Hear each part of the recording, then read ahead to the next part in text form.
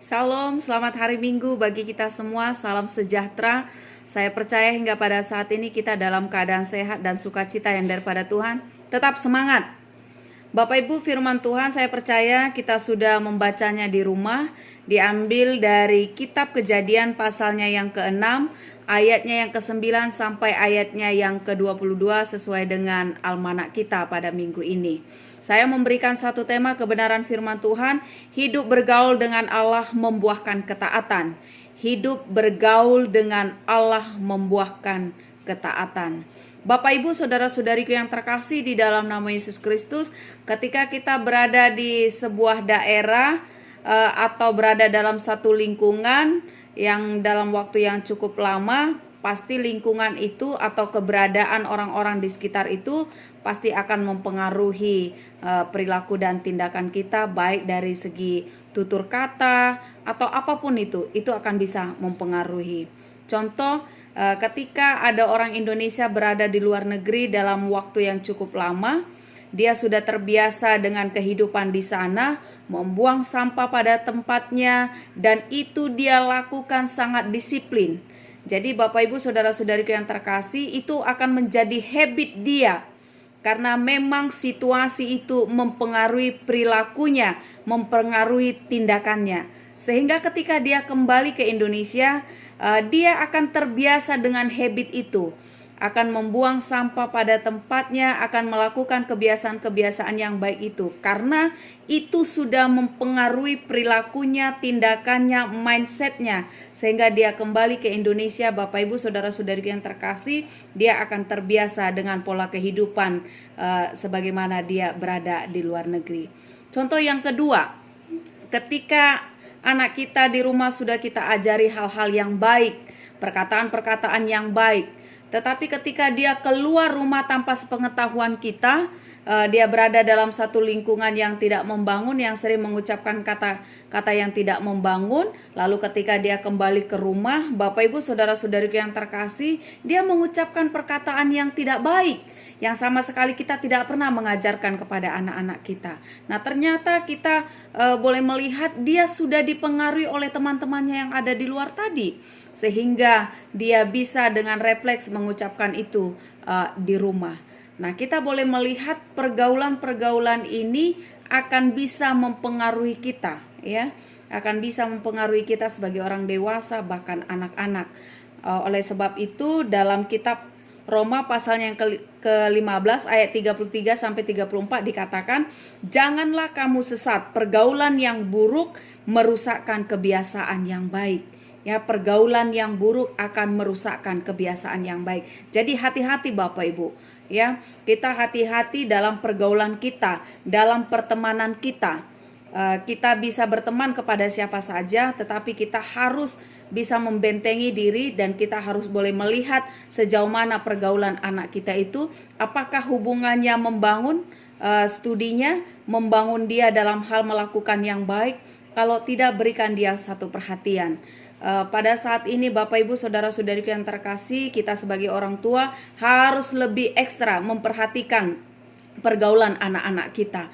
Apakah mereka sudah bergaul dengan Allah dengan baik, atau pergaulannya sudah sangat jauh dari kebenaran firman Tuhan. Kita jangan sampai lost control terhadap pertemanan atau pergaulan anak-anak kita pada saat ini.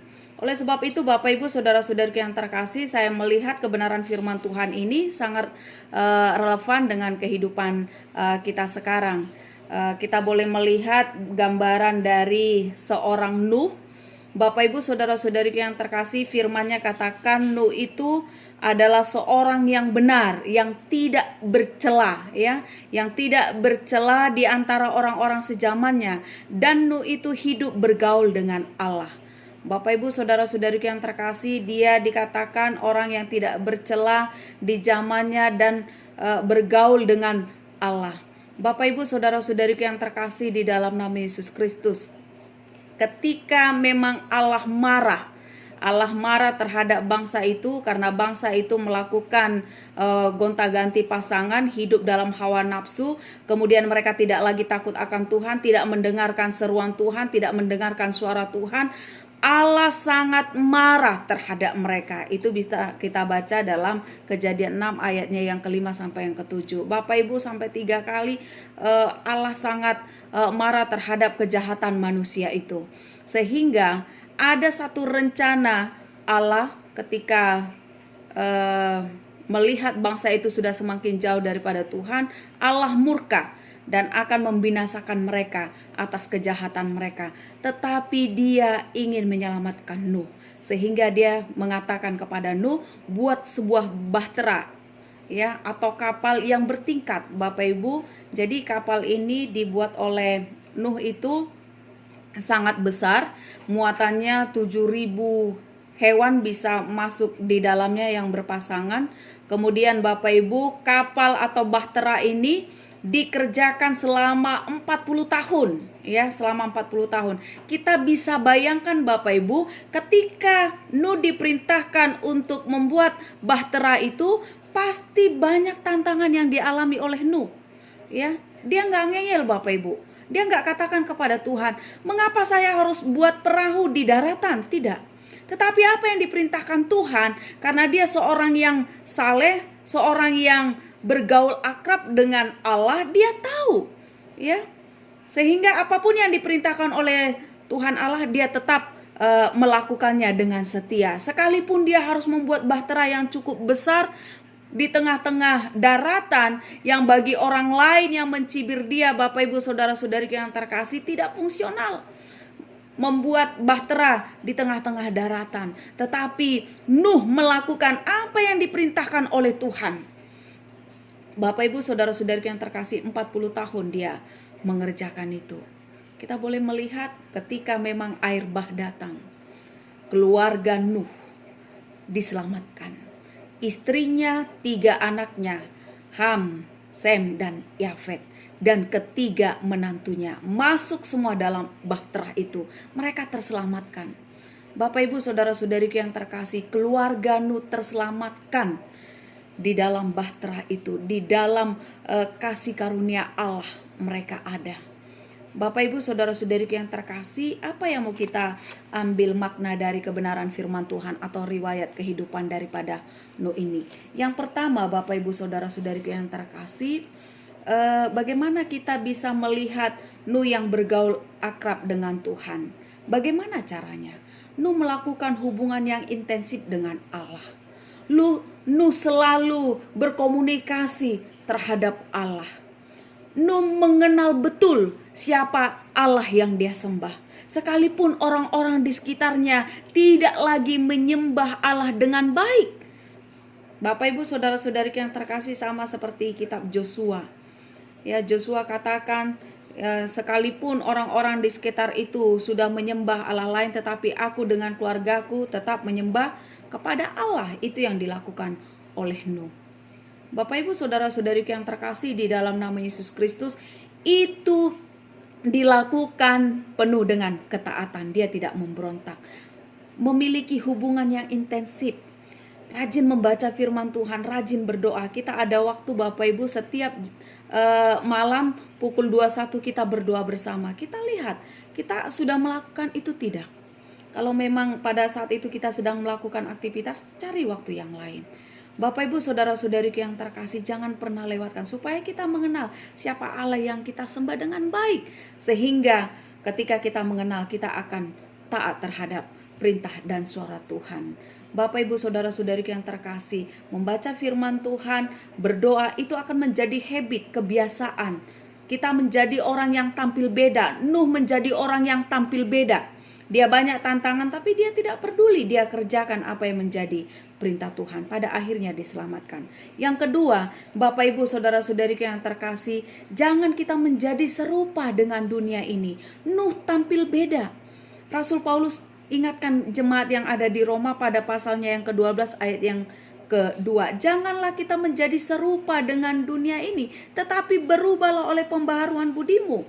Bapak Ibu saudara-saudari yang terkasih, kita harus menjadi garam dan terang.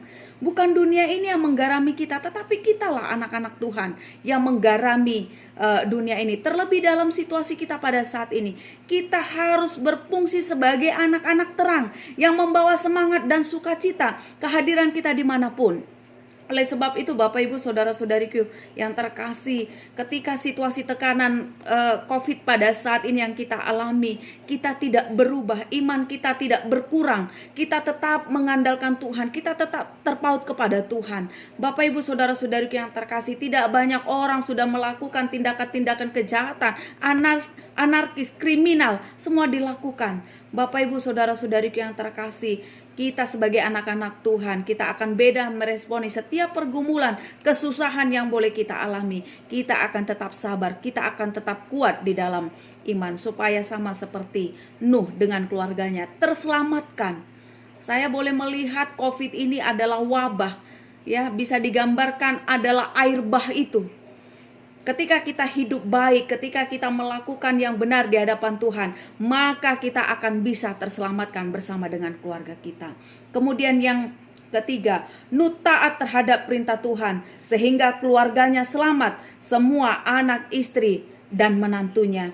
Bapak Ibu Saudara-saudariku yang terkasih, saya melihat hubungan keluarga mereka sangat baik. Ya, hubungan anak, menantu, suami, dan istri, semuanya masuk di dalam bahtera itu. Hanya iman Nuh yang menyelamatkan. Bapak Ibu Saudara-saudariku yang terkasih, terlebih dalam situasi COVID pada saat ini yang kita alami, jangan hilang damai sejahteramu, kerukunan dalam berumah tangga, hubungan suami dengan istri, hubungan anak satu dengan yang lainnya. Kita harus tetap hidup dalam kerukunan, damai sejahtera, kesatuan hati. Tiang doa keluarga harus semakin kuat di hadapan Tuhan. Yang keempat, Bapak Ibu Saudara-saudariku yang terkasih, tetap dengarkan suara Tuhan. Jangan gegabah di dalam mengambil satu keputusan. Tetap meminta petunjuk yang daripada Tuhan. Tetap memohon dan berdoa, berkomunikasi kepada Tuhan, supaya Tuhan yang berbicara, supaya Tuhan yang bertindak, supaya Tuhan yang memberikan hikmat bagi kita di dalam mengambil keputusan apapun. Kemudian Bapak Ibu Saudara-saudariku yang terkasih, tetaplah lakukan yang baik, terlebih dalam situasi kita pada saat ini. Biarlah kita semua ada di dalam bahtera Allah, selamat dari wabah COVID ini, ya. Kita ibaratkan Bapak Ibu Saudara-saudariku yang terkasih, wabah COVID ini adalah air bah itu, ya. Kita selamat ada di dalam bahtera Allah, kasih karunia Allah.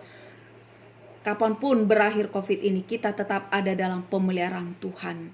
Kita tetap ada dalam tangan bahtera Allah itu yang melindungi, memelihara, menjauhkan kita dari wabah ini. Oleh sebab itu Bapak Ibu Saudara-saudariku yang terkasih, tetaplah bergaul akrab dengan Tuhan sehingga kita akan taat, sehingga kita akan dimampukan untuk melakukan apa yang Tuhan perintahkan dalam kehidupan kita.